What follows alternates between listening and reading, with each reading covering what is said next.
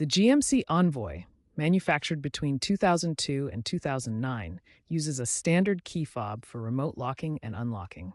Programming or reprogramming these fobs is a straightforward DIY task, often necessary after battery replacement or when adding a new fob. This process syncs the fob's radio frequency, RF, with your vehicle's body control module, BCM.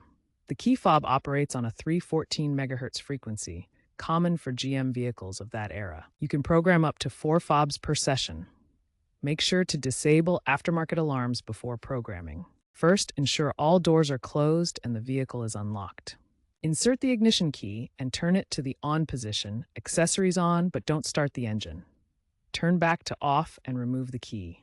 Repeat this cycle 2 more times, leaving the key in off on the final turn. The vehicle should automatically lock and unlock the doors. Press and hold the lock button on the first fob until the doors lock. Repeat with the unlock button until doors unlock. If your fob has a panic button, press it. For additional fobs, repeat within 30 seconds. Turn the ignition to on, then off to exit programming mode.